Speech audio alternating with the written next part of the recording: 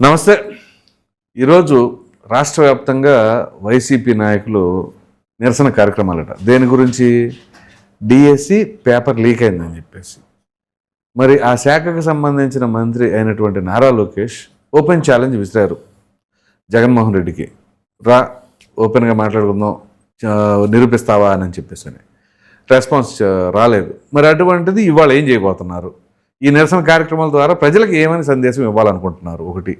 ఇక అలాగే sir special intensive revision అని చెప్పేసి ఏదైతే ఈ ఓట్స్, ఇందులో కొంతమంది మరణించిన వారు కావచ్చు, డబల్ ఓట్లు కావచ్చు, ఫేక్ ఓట్లు కావచ్చు, ఇదంతా కూడా ఒక ప్రక్రియ, ఫిల్టరేషన్ అనమాట. దీనికి సంబంధించి ఎక్కువ మొత్తాది ఓట్లలో పోయింది ఎక్కడ అంటే తిరుపతి, కర్నూలు. వేలల్లోనే, ఒక్క తిరుపతిలోనే 92,000 ఓట్లు. సో మరి ఇది వైసీపీ వాళ్ళ ఓట్లు కావాలని అధికార పార్టీ అంటే కూటమి వాళ్ళు ఏమైనా తీసేస్తున్నారు అని చెప్పేసి అనుకోవాలా? ఇట్లాంటివి కూడా ఆరోపణలు వస్తూ ఉంటాయి. సో వీటికి సంబంధించి మనతో చర్చించడానికి టీడీపీ రాష్ట్ర అధికార ప్రతినిధి రాజేష్ అప్సన్ గారు. నమస్తే అండి. నమస్తే. ఏంటి సార్, మీరు డిఎస్సి పేపర్ లీక్ చేసి మీ కమ్యూనిటీ వాళ్ళకి ఎక్కువ మందికి స్పోర్ట్స్ కోటాలో ఇచ్చేసి మరి ఆ రకంగా చేస్తే అసలు డిఎస్సిది మరి నారా లోకేష్ గారు ఎప్పుడు రాజీనామా చేస్తున్నారు ఏంటి? వాళ్ళు రాష్ట్ర వ్యాప్తంగా నిరసన కార్యక్రమాలకి వాళ్ళు శ్రీకారం చుట్టారు. మరి మీ ఉద్దేశాలు ఏంటి? ఏం చెప్పబోతున్నారు? అంటే మనం వెనకటి రోజుల్లో చిన్నతనంలో ఉషశ్రీ గారి రామాయణం, తర్వాత భారతాలు చదివేటప్పుడు యుద్ధ సన్నివేశాల్లో పాశుపతాస్త్రం, నాగాస్త్రం, బ్రహ్మాస్త్రం అంటే రకరకాల అస్త్రాల గురించి చదువుకునేవాళ్ళం. అవును. పలానా అస్త్రం పలానా వాళ్ళు సంధించగానే దానికి విరుగుడుగా ఇంకొక అస్త్రం సంధించబడింది అని చెప్పని అవే సినిమా స్క్రీన్ మీద నాగాస్త్రం సంధించగానే ఈ దీంట్లో నుంచి పావులు వచ్చి బుసలు కొడుతున్నట్టు రకరకాల సీన్లు చూస్తూ ఉండేవాళ్ళం. వైసీపీ పార్టీ కూడా డిఎస్సి గురించి ముందు పేపర్ లీక్ అయింది అన్నారు, తర్వాత స్పోర్ట్స్ కోటాలో అవకతవకలు జరిగాయి అన్నారు, తర్వాత ఒక కులానికే ఇచ్చుకున్నారు అన్నారు, తర్వాత ఉద్యోగాలు అమ్ముకున్నారు అన్నారు, మెరిట్ ఉన్న వాళ్ళకి ఇవ్వకుండా వెనక ర్యాంకులో ఉన్న వాళ్ళకి సీట్లు ఇచ్చారు, ఉద్యోగాలు ఇచ్చారు అన్నారు. అవును. ఎస్, ఒక అర్థవంతమైన ప్రస్తావన లేవనెత్తినప్పుడు ప్రభుత్వ పరంగా దానికి వివరణ ఇవ్వాల్సిన బాధ్యత మాకు ఉంటుంది. కాబట్టి ఎందుకంటే ఇవాళ 16,347 ఉద్యోగాల నియామక ప్రక్రియకి మేము నోటిఫికేషన్ విడుదల చేసాం. రైట్. 3,20,000 మంది అభ్యర్థులు దరఖాస్తులు పెట్టుకున్నారు. 5 లక్షల దరఖాస్తులు పెట్టుకున్నారు. ఎందుకంటే డిఫరెంట్ కేటగిరీస్ ఆఫ్ జాబ్స్ ఉన్నాయి. అవును. డిఫరెంట్ కేటగిరీస్ ఆఫ్ స్కూల్స్ ఉన్నాయి. కాబట్టి ఏంటంటే ఒక్కొక్కళ్ళు 2 కేటగిరీలో కూడా అప్లికేషన్స్ పెట్టారు. టీజీటీలు, పీజీటీలు ఇట్లా 5 లక్షల అప్లికేషన్స్ వచ్చాయి. 3,20,000 మంది అప్లికెంట్స్ ఉన్నారు. ఉద్యోగాల 16,000. మరి సహజంగానే 1:20 కాంపిటీషన్. అప్లికేషన్స్ పరంగా చూసుకుంటే 1:30 రైట్ కాంపిటీషను. మరి అంతటి కాంపిటీషన్లో కొందరికే ఉద్యోగాలు వచ్చి మిగిలిన వాళ్ళకి రానప్పుడు, ఇప్పుడు ఉదాహరణకి నేను 1986లో ఇంటర్మీడియట్ రాశా. ఓకే. నాకు ఇంటర్ ఎగ్జామ్స్ రాసేటప్పుడే మంది తన్యాశుద్ధి అని చెప్పి నాకు క్లారిటీ ఉంటుంది. తన్యాశుద్ధి అని చెప్పి నాకు తెలుసు. ఎందుకంటే నేను అసలు మ్యాథ్స్ పేపరు అటెంప్టే చేసింది లేదు. ఓకే. ఏదో 2-3 ప్రశ్నలే అటెంప్ట్ చేశాను నేను, అంతే. రైట్. అప్పటికే నేను మా తమ్ముడు ఇద్దరు ఒకటే క్లాస్. ఎంసెట్ ఫీజు కూడా కట్టున్నాం, అప్లికేషన్ ఫీజు కూడా కట్టున్నాం. ఓకే. ఇంటర్ పోద్దని తెలుసు కదా. సో ఇంక నేను ఎంసెట్ ప్రిపేర్ అయ్యే అవసరమే లేదు. ఇక దానికంటూ ఒకవేళ ఏదైనా ఫీజు కట్టినా ఆ దండగా. అందుకని నేనేం ప్రిపేర్ అవ్వాలా, రిజల్ట్ కోసం టైం పాస్ చేస్తా ఉన్నా. రైట్. ఇంటర్మీడియట్ రిజల్ట్ వచ్చే లోపు ఎంసెట్ వచ్చింది, ఎగ్జామ్. ఓకే.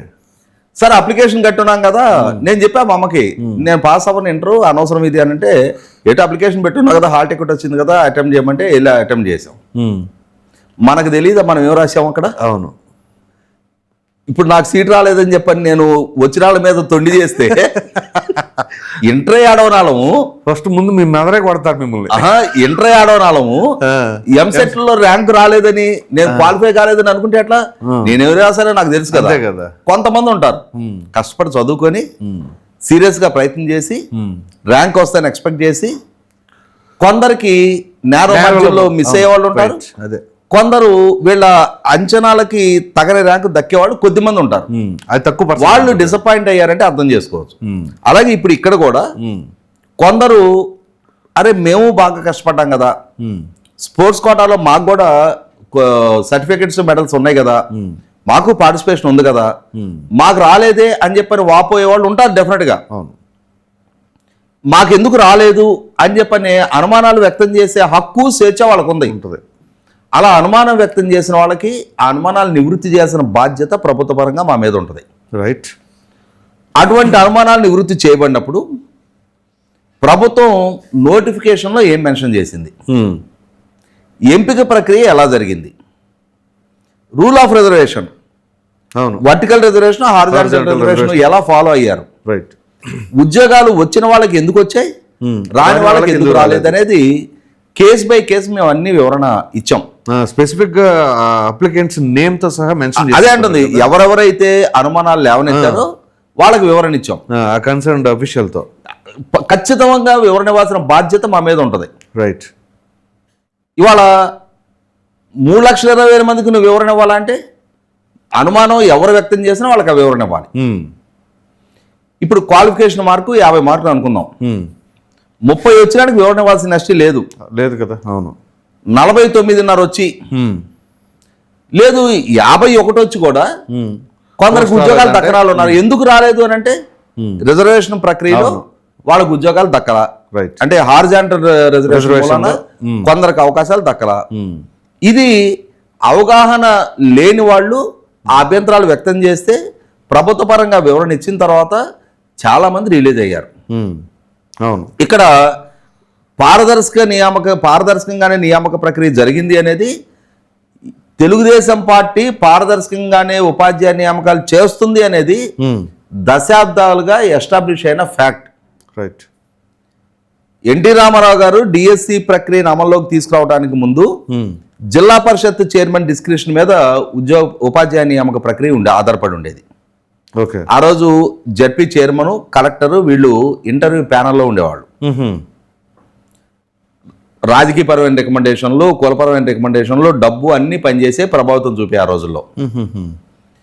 నేటి బాలల్ని రేపటి పౌరులుగా తీర్చిదిద్దే గురుతర బాధ్యత కలిగిన ఉపాధ్యాయ నియామక ప్రక్రియలో ఇటువంటి ప్రలోభాలకు ఆస్కారం లేకుండా వాళ్ళ ప్రతిభ కారణంగానే ఉపాధ్యాయ నియామక ప్రక్రియ జరగాలి అని చెప్పని, పారదర్శకంగా నియామక ప్రక్రియ జరగాలి అని చెప్పని, రాజకీయ ప్రమేయానికి దూరంగా నియామక ప్రక్రియ జరగాలని ఎన్టీ రామారావు గారు డిఎస్సి ప్రక్రియను అమల్లోకి తెచ్చారు. కొత్త సంస్కరణ. అలా తీసుకొచ్చిన డిఎస్సి ప్రక్రియ అమల్లోకి వచ్చిన తర్వాత మొన్న జరిగింది 16వ డిఎస్సి. రైట్. ఈ 16 డిఎస్సిలో ఈ ప్రక్రియను ప్రారంభించిన ఎన్టీ రామారావు గారి హయాంలో 3 డిఎస్సీలు జరిగినాయి. చంద్రబాబు నాయుడు గారి ద్వారా ఉమ్మడి రాష్ట్ర ముఖ్యమంత్రిగా కానీ, విభజిత రాష్ట్ర ముఖ్యమంత్రిగా కానీ మొన్న జరిగింది 9వ డిఎస్సి. అంటే 16లో 9+3 12 చంద్రబాబు నాయుడు గారు, ఎన్టీ రామారావు గారి ద్వారా తెలుగుదేశం ప్రభుత్వాలు, ఇప్పుడు ఎన్డీఏ కూటమి ప్రభుత్వాల ద్వారా ఈ నియామక ప్రక్రియ జరిగింది. రైట్. మిగిలిన 4 నోటిఫికేషన్ ఉన్నాయి కదా, 2 నోటిఫికేషన్ రాజశేఖర రెడ్డి గారి హయాంలో జరిగినాయి, 1 కిరణ్ కుమార్ రెడ్డి గారి హయాంలో జరిగింది. ఈ 16వ నోటిఫికేషన్ ఏమైపోయింది? 15 వస్తున్నాయి. మొన్న వేసారు 2024లో. అది కూడా ఒకసారి గుర్తు చేసుకుంటే 2019 ఎన్నికలకు ముందు మెగా డిఎస్సి నిర్వహణ చేస్తా అని చెప్పని 2014-19 మధ్యకాలంలో చంద్రబాబు నాయుడు గారు 2 డిఎస్సి నిర్వహణ ద్వారా 19,000 టీచర్ ఉద్యోగ నియామక ప్రక్రియను ముగించారు. అవును.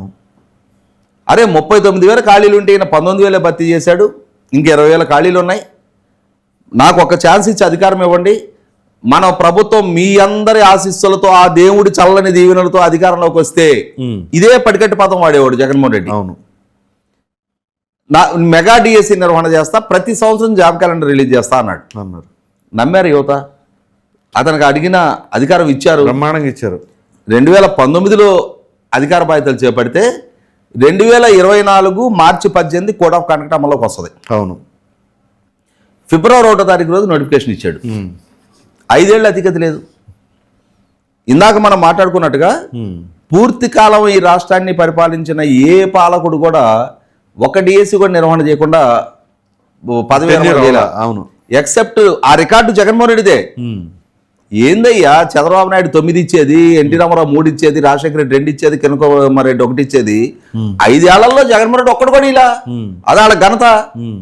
జగన్మోహన్ రెడ్డి రికార్డు బ్రేక్ చేసేవాడు ఇప్పటి వరకు ఆంధ్రప్రదేశ్ రాష్ట్రాల్లో ఎవడు లేడు. అటువంటి జగన్మోహన్ రెడ్డి ఇవాళ చెప్పిన మాటని నిలబెట్టుకుంటూ 16,347 టీచర్ నియామక ప్రక్రియ నోటిఫికేషన్ విడుదల చేసి 5 నెలల టైం బౌండెడ్ షెడ్యూల్లో ఆ ప్రక్రియను ముగించి నోటిఫికేషను, అప్లికేషన్ ప్రక్రియ, రాత పరీక్ష, వాల్యుయేషను, మెరిట్ లిస్ట్ ప్రకటన, అంటే రిజల్ట్ ప్రకటన, మెరిట్ లిస్ట్ అనౌన్స్మెంటు, నియామక ప్రక్రియ, ట్రైనింగ్ పీరియడ్, ఉద్యోగాల్లో చేరిపోవటం, ఈ ప్రక్రియ మొత్తాన్ని ముగించి ఇవాళ 15,941 మంది ఉద్యోగాలు చేసుకుంటా ఉంటే చంద్రబాబు నాయుడు గారు, ఎన్టీ రామారావు గారి ద్వారా ఇప్పటికీ 2 లక్షల ఉపాధ్యాయ నియామక ప్రక్రియ ముగించి రికార్డు కళ ముందు కనిపిస్తూ ఉంటే ఇవాళ ఉద్యోగాలు చేసుకుంటున్న టీచర్లో ప్రతి 10 మందిలో 7 చంద్రబాబు నాయుడు గారి ద్వారా నియామకం అయినాళ్లే. ఒక్క టీచర్ ఉద్యోగం కూడా ఇవ్వని జగన్మోహన్ రెడ్డి అండ్ పార్టీ. అంటే ఇవాళ చంద్రబాబు నాయుడు గారి ప్రభుత్వం ఎన్నికలకు ముందు వాగ్దానం చేసి ఆ వాగ్దానం నిలుపుకున్నారు. జగన్మోహన్ రెడ్డి కూడా వాగ్దానం చేశాడు. వాగ్దానాన్ని నిలుపుకోకపోగా వంచాడు. కోడ్ ఆఫ్ కండక్ట్ అమల్లోకి రాగానే ఆ ప్రక్రియ రద్దయిపోయింది. ఇచ్చిన నోటిఫికేషన్ అంటే 15 నోటిఫికేషన్లు సక్సెస్ఫుల్ గా ఇంప్లిమెంట్ అయితే 16వ notification election commission code of conduct మూలన రద్దయింది. అలా రద్దయ్యేలాగా నోటిఫికేషన్ ఇచ్చిన ప్రబుద్ధులు వైసీపీ వాళ్ళు. విద్యాశాఖ మంత్రి బొత్స సత్యనారాయణ, ముఖ్యమంత్రి Jaganmohan Reddy.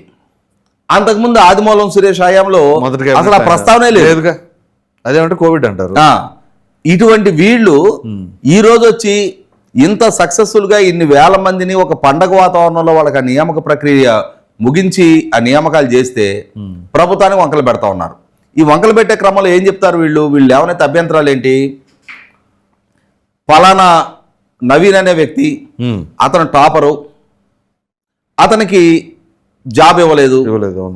Maybe your a topper, కానీ ఆ నోటిఫికేషన్లో ఆ నియామక ప్రక్రియలో కొన్ని స్టేజెస్ ఉన్నాయి. సర్టిఫికేట్ వెరిఫికేషన్ అనేది కూడా ఒక స్టేజ్. మీకు ఒక ఎగ్జాంపుల్ చెప్తాను నేను. మా అబ్బాయి క్లాట్ అంటారు, కామన్ అడ్మిషన్ టెస్ట్లో మంచి ర్యాంక్ వచ్చి హైదరాబాద్లో ఉన్న నల్సార్లా యూనివర్సిటీలో తనకి అడ్మిషన్ వచ్చింది. ఓకే. అడ్మిషన్ వచ్చిన తర్వాత వాళ్ళు మనకి ఫీజు పేమెంట్ పర్టికులర్స్ పంపిస్తారు. మనం ఫీజు పే చేసేసి ఒకరోజు సర్టిఫికేట్ వెరిఫికేషన్కి పిలుస్తారు. మన దగ్గర ఉన్న ఒరిజినల్, మన 10th ఇంటర్మీడియట్ డొమిసైల్ అంటే మన లోకల్ సర్టిఫికెట్, ఫీజు పే చేసిన సర్టిఫికెట్లు ఇవన్నీ తీసుకొని వెళ్ళి వాళ్ళ సర్టిఫికేట్ వెరిఫికేషన్ పిలిచినప్పుడు మన అన్ని ఒరిజినల్స్ అక్కడ ప్రజెంట్ చేస్తే వాటిని వాళ్ళు క్రాస్ చెక్ చేసుకొని పరీక్ష రాసినాడు ఈడు ఒకడే, మనం ర్యాంక్ ఇచ్చినాడు ఈడు ఒకడే అని చెప్పి నిర్ధారణ చేసుకున్నాక అడ్మిషన్ ఇస్తారు. అవును. నువ్వు నేను ర్యాంక్ వచ్చింది నాకు, నేను ఫీజు కట్టా కాబట్టి అని చెప్పని ఆ ప్రక్రియకి నువ్వు హాజరు కాల. అది కూడా ఎంపిక ప్రక్రియలో ఒక భాగమే. అవును. ఈ నవీన్ అనే అతను సర్టిఫికేట్ వెరిఫికేషన్కి హాజరు కాలేదని అతనే అడ్మిట్ అయ్యాడు. అవును. నేను సర్టిఫికేట్ వెరిఫికేషన్ హాజరు కాలేదు అన్నారు, అయినా నాకు ఉద్యోగం ఇవ్వండి అని చెప్పని కోర్టుకు వెళ్ళాడు. కోర్టు ఏం చెప్పింది? సర్టిఫికేట్ వెరిఫికేషన్కి హాజరు కానప్పుడు నీకు ఉద్యోగం అడిగే హక్కు లేదు అని చెప్పని అతను పిటిషన్ డిస్మిస్ చేసింది. రైట్. అలాగే స్పోర్ట్స్ కోటాకు సంబంధించి ఇంకొక అతను, నేను గోల్డ్ మెడలిస్ట్ని, నాకు రాలేదు. నువ్వు గోల్డ్ మెడలిస్టువే, కానీ నీ అప్లికేషన్లో నువ్వు గోల్డ్ మెడల్ మెన్షన్ చేయలా. రైట్. ఇక్కడ నేషనల్ గేమ్స్, నేషనల్ ఛాంపియన్షిప్ 2 ఉంటాయి. అతనికి ఒక దాంట్లో గోల్డ్ మెడల్ ఉంది, ఒక దాంట్లో సిల్వర్ ఉంది. అతను ఏమనుకున్నాడంటే సిల్వర్ ఉన్నది పెద్ద గేమ్స్ అనుకున్నాడు. ఛాంపియన్ అనుకొని ఈ సిల్వర్ ఉన్నది మెన్షన్ చేశాడు. మెన్షన్ చేసినాక అతనికి తెలిసింది, అరే నాకు గోల్డ్ కూడా మెన్షన్ చేయాలి అని చెప్పని. రైట్. దాన్ని ఏం చేశాడు, ఫిజికల్గా సర్టిఫికేట్ వెరిఫికేషన్ టైంలో తీసుకొచ్చాడు. నువ్వు నీ డీటెయిల్స్ ఆన్లైన్లో మెన్షన్ చేసినవే ఏదైతే ఆన్లైన్లో మెన్షన్ చేస్తావో అవి మాత్రమే ఇక్కడ పరిశీలిస్తారు తప్ప నువ్వు ఆన్లైన్లో మెన్షన్ చేయిందని ఇక్కడ పరిశీలించరు. రైట్. దాంతో ఇతనికి అవకాశం దక్కలేదు. Not considered. అది నీ స్వయంకృతం. నువ్వు ఇవాళ ఒక ప్రభుత్వ ఉపాధ్యాయ ఉద్యోగానికి అప్లికేషన్ పెట్టుకునే అవకాశం నీకు ఉన్నప్పుడు ఎంతో కొంత చదువు ఉన్నాడువే కదా, నువ్వు ఆ నోటిఫికేషన్లో ఇచ్చిన రూల్స్ నువ్వు అవగాహన చేసుకోవాలి కదా. చేసుకోకపోవటం నీ తప్పది, అంతే కదా. దానికి ఎవరిని బ్లేమ్ చేస్తావు? ఇవాళ ఇటువంటి వాళ్ళని చూపించి గోల్డ్ మెడల్ వచ్చినాడికి ఇవ్వలేదు, టాపర్కి ఇవ్వలేదు. మేబీ టాపర్ మనకి ఒకసారి కార్ల్ లూయిస్, బెన్ జాన్సన్ అని చెప్పని ఇద్దరు వరల్డ్ స్ప్రింటర్స్ ఉండేవాళ్ళు. అవును. ఆ ఇద్దరు వరల్డ్ ఛాంపియన్షిప్ లో పోటీ పడ్డప్పుడు బెన్ జాన్సన్ గెలిచాడు, కార్ల్ లూయిస్ ఓడిపోయాడు. తీరా చూస్తే బెన్ జాన్సన్ డ్రగ్స్ టెస్ట్ లో పట్టుబడ్డాడు, డోపింగ్ టెస్ట్ లో పట్టుబడ్డాడు. అప్పటి వరకు 9.72 సెకండ్లు అసలు మనిషి మెషినా అనుకున్నారు అతన్ని. వరల్డ్ రికార్డ్ అది, అంతే కదా. మరి తీరా చూస్తే 48 గంటల్లో మొత్తం సీన్ సితార్ అయిపోయింది. అప్పుడు అతను డిస్క్వాలిఫై అయిపోయాడు, కార్ల్ లూయిస్కి ఇచ్చారు. అంటే ఏంటి అక్కడ అర్థం, నువ్వు టాప్ ర్యాంక్ లో రావడమే కాదు, ఆ టాప్ ర్యాంకు ఆరోగ్యకరంగా రప్పించుకోవాలి. నువ్వు దాన్ని అప్లికేషన్ మెన్షన్ చేసుకోవాలి. మెన్షన్ చేసుకోకపోవడం నీ తప్పది, అంతే కదా. దానికి ఎవరిని బ్లేమ్ చేస్తావు? అటువంటి వాళ్ళని పట్టుకొని వాళ్ళ వాదనలో పసలేదని తెలుసు, వాళ్ళ వాదనలు న్యాయ సమీక్షకు నిలబడవని తెలుసు, ప్రభుత్వ రూల్ ఫ్రేమ్వర్క్కి అనుగుణంగా ఉద్యోగాలు వచ్చాయని తెలుసు. అయినా సరే ఏదోటి యాగీ చేస్తే ఇప్పుడు 3,20,000 మంది అప్లై చేస్తే 16,000 మందికి ఉద్యోగాలు వచ్చినాయి, ఇంకా 3,04,000 మందికి రాలేదు. కాబట్టి ఈ ప్రభుత్వం ఉద్యోగాలు ఇచ్చిన వాళ్ళకంటే రానాళ్ళు ఎక్కువ మంది ఉన్నారు. కాబట్టి ఈ రానాళ్ళన్నా నా ఎమ్మట వస్తారేమో అంటే జగన్మోహన్ రెడ్డి ఆలోచన ఏంటంటే, అర్థమైంది, వచ్చిన వాళ్ళకంటే రానాళ్ళు ఎక్కువ మంది ఉన్నారు కాబట్టి వాళ్ళు నాకు మద్దతుగా వస్తారు, ఈ రద్దు చేస్తే ఇంకా బ్రహ్మాండంగా ఉంటుంది అనే ఉద్దేశం. కాబట్టి ఏంటంటే రద్దు చేయరని తెలుసా అతనికి. జనాలకి అట్లా చెప్పవచ్చు అంటే ఐడియాలజికల్ గా ఇప్పుడు అంటే మనకి గమనించుకుంటే మన క్లాస్ రూమ్ లో బాగా మెరిట్ వాళ్ళు ముందు 2 బెంచుల్లో కూర్చుంటారు, అంతేగా. కొద్దిగా గోల్ చేసేవాళ్ళు వెనక బెంచుల్లో ఉంటారు. వెనక బెంచ్ వాళ్ళకి ఎప్పుడు ముందు బెంచ్ వాళ్ళని చూస్తే కోపం, ఎందుకంటే టీచర్లు వాళ్ళని ఎక్కువ ప్యాంపర్ చేస్తారు. అవును. వీళ్ళకేమో దెబ్బలు పడతా ఉంటాయి, వాళ్ళకేమో దెబ్బలేం పడవు, క్లాసులో మంచి మార్కులు వస్తూ ఉంటాయి, వాళ్ళని భుజాలు తడతా ఉంటారు, వాళ్ళకి ఒక క్రేజ్ గ్లామర్ ఉంటుంది, మామూలుగా కాదులే. దాంతో ఈ వెనక బెంచ్ వాళ్ళకి వాళ్ళని చూస్తే కొద్దిగా జలస్ ఉంటుంది. అలా ఉద్యోగాలు రాని వాళ్ళకి ఆ జలస్ ఉంటదేమో. ఇప్పుడు ఉద్యోగాలు రాని వాళ్ళకి వాళ్ళు ఏం రాశారు, ఎలా రాశారు, ఎందుకు ఉద్యోగం అవగాహన ఉంటది. వాళ్ళు ప్రయత్నం చేశారు, వాళ్ళ శక్తి మేరకు వాళ్ళు అపీర్ అయ్యారు, వైపు రాశారు. అదే అంటున్నా, వాళ్ళ శక్తి మేరకు అపీర్ అయ్యారు. ఉద్యోగం రాని మాత్రాన వాళ్ళల్లో ఈ విధమైన ద్వేషభావం ఉంటదనే ఒక దురుద్దేశంతో వైసీపీ ప్రయత్నం చేస్తా ఉంది. వాళ్ళు గౌరవప్రదమైన ఉపాధ్యాయ వృత్తికి ప్రయత్నం చేస్తున్నాడు. నాకు తెలిసి చాలా మంది వాళ్ళలో ప్రైవేట్ స్కూల్స్ లో ఉపాధ్యాయులుగా పనిచేస్తూ ఉంటారు. ఇప్పటికే ఒక గౌరవప్రదమైన వృత్తిలో కొనసాగుతున్నాళ్ళు ఈ విధమైన రాజకీయపు సంకుచితపు ప్రచార ప్రభావంలో పట్టడానికి వాళ్ళు సిద్ధంగా ఉండరు. వాళ్ళకి వాస్తవం ఏంటనే తెలుసు, నియామక ప్రక్రియ ఎంత పారదర్శకంగా జరిగిందో తెలుసు. అయినా సరే వైసీపీ మాత్రం ఇదే విధమైన, అరే నీటులో ధర్మేంద్ర ప్రధాన్ రాజీనామా చేశాడు, ఇక్కడ లోకేష్ ఎందుకు రాజీనామా చేయడు? రైట్, భలే క్వశ్చన్. మీరు ఇప్పుడు మంచి నాకు క్వశ్చన్ గుర్తొచ్చింది సార్. ఇప్పుడు డిఎస్సి అనేది పేపర్ లీకేజ్ అన్నారు, ఓకే రైట్. అక్కడ నీట్ కూడా పేపర్ లీకేజే కదా, మరి అక్కడ ఎందుకని లేవలేదు ఆ గొంతు? నేను కూడా కాక్రోచ్ అని చెప్పేసి అని అన్నాడు. అక్కడ కూడా చేస్తే బాగుండేదేమో కదా, అసలు అక్కడ ఎందుకు వెళ్ళలేదు, అసలు ఏమి నోరు తెరవలేదు, ఏంటంటారు? అంటే ఇక్కడ ఒక సామెత ఉంది, మామూలుగా కొంతమంది ఉంటారు మేసేటప్పుడు ఎద్దుల్లో చేసేటప్పుడు దూడల్లో అనే రకాలు కొన్ని ఉంటాయి.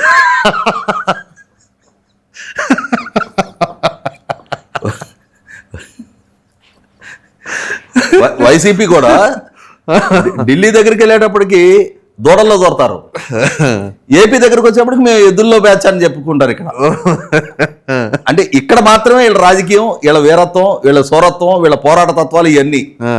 ఇక్కడ మేము పార్లమెంట్కి ఎన్నికయ్యాం, ఆ, మాకో పార్లమెంటరీ పార్టీ ఉంది, మాది బాధ్యత కలిగిన రాజకీయ పార్టీ అనే అవగాహన స్పృహ వాళ్ళకేం లేదు. రైట్. కాబట్టి ఏంటంటే అక్కడికి వెళ్ళి మాట్లాడే సీన్ వాళ్ళకి లేదు. అక్కడికి వెళ్ళేటప్పటికి దూడల్లో బ్యాచ్ ఇది. అదే అదే అంటుంది. అట్లాగే ఇక్కడ కూడా వీళ్ళది ఆంధ్రప్రదేశ్ రాష్ట్రానికి మాత్రమే పరిమితమైన రాజకీయం. కాబట్టి మీరు 2019కి ముందు కూడా చంద్రబాబు ప్రత్యేకత సాధించలేదనే వాళ్ళు తప్పితే మోడీ ప్రత్యేకత ఇవ్వలేదనే వాళ్ళు కాదు. చంద్రబాబు సెంట్గా రాజకీయం చేస్తారు. రైట్.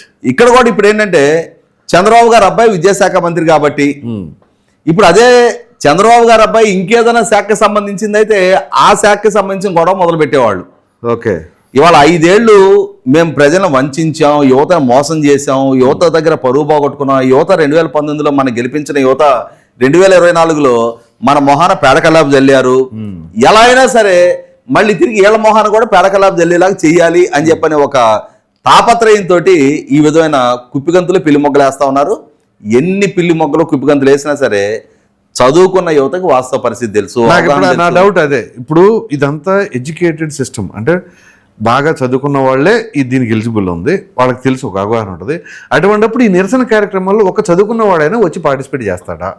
అంటే రప్ప బ్యాచ్ అంత ఉంటారుగా. ఇప్పుడు మీరు గమనించండి, జగన్మోహన్ రెడ్డి ఏ పరామర్శ యాత్ర చేసినా మనకి మామూలుగా సర్కస్ డేరాలను ఉంటాయి. ఇవాళ కొన్నాళ్ళ పాటు చీరాల్లో సర్కస్ నడుస్తుందని వేస్తారు, తర్వాత మీ మంగళగిరి వచ్చుద్ది, అదే డేరా, అదే ఆర్టిస్టులు, అక్కడుండే ఏనుగులు, అక్కడుండే లొట్టిపెట్లా వస్తాయి. వేరే వాళ్ళే నీకు మంగళగిరికి వచ్చేప్పటికి ఇక్కడ సపరేట్ డేరా ఏ ఉండవు, అక్కడ ఉండే జోకర్లే ఇక్కడ కూడా ఉంటారు. కాబట్టి వైసీపీ పార్టీకి కూడా వాళ్ళు ఏ నిరసన కార్యక్రమం టేకప్ చేసినా, ఏ పర్యటన చేసినా ఒకటే బృందగానం, ఒకటే పక్క వాయిద్యకారులు. ఇంకా వాళ్ళకంటూ కొత్తగా వేరే ఆర్టిస్టులు లేరు. ఇవాళ ఈ రోజు తలపెట్టే నిరసనలో కూడా చదువుకున్న యువత ఉండరు. చూడండి ఇప్పుడు దీంట్లో కూడా 2029లో మ్యాజిక్ ఫిగర్ దాటగానే రప్ప అని చెప్పనే ప్లే కార్డులు ఉంటాయి. ఇవాళ మళ్ళీ ఇవే ఉంటాయి తప్ప ఈ పరీక్షల్లో అప్పీర్ అయిన 3,20,000 మందిలో, ఉద్యోగాలు దక్కని 3,04,000 మందిలో ఎంతమంది ఇళ్లలో వచ్చి పార్టిసిపేట్ చేస్తారో చూద్దాం. ఎందుకంటే రేపు మళ్ళీ నోటిఫికేషన్ రాబోతుంది. ఆల్రెడీ జాబ్ క్యాలెండర్లో నవంబర్లో మళ్ళీ డిఎస్సి నోటిఫికేషన్ విడుదల కాబోతా ఉంది. టెట్కి ఆల్రెడీ నోటిఫికేషన్ విడుదలైంది. చదువుకున్న వాళ్ళకి వాళ్ళ పని వాళ్ళకు ఉంది. మనకి అతడు సినిమాలో డైలాగ్ ఉంటది కదా, చదువుకున్న వాళ్ళందరూ ఉద్యోగాలు చేసుకున్నారు, చదువురాని వాళ్ళందరూ స్కూల్ పెట్టారు అని చెప్పి. అట్లాగే చదువుకున్న వాళ్ళందరికీ ఉద్యోగాల కోసం పరీక్షలు రాసుకునే పనిలో వాళ్ళు ఉన్నారు. వాళ్ళకి ప్రభుత్వం పరీక్షలు పెడతా ఉంది. అరే నిన్న కాకపోతే ఇవాళ దాంట్లో మనకు వస్తుంది, లేకపోతే రేపు దాంట్లో వచ్చింది, ఈ గాలి చెప్పని వాళ్ళ ప్రయత్నాలు వాళ్ళు ఉంటారు. అటువంటి ప్రయత్నాలు చేసే అవకాశం లేని జగన్మోహన్ రెడ్డికి మాత్రమే హక్కుభుక్తంగా దక్కిన కొంతమంది ఉన్నారు. ఈ రప్ప బ్యాచ్ వాళ్ళని పెట్టుకుని వాళ్ళు ధర్నాలు చేస్తారు వాళ్ళు.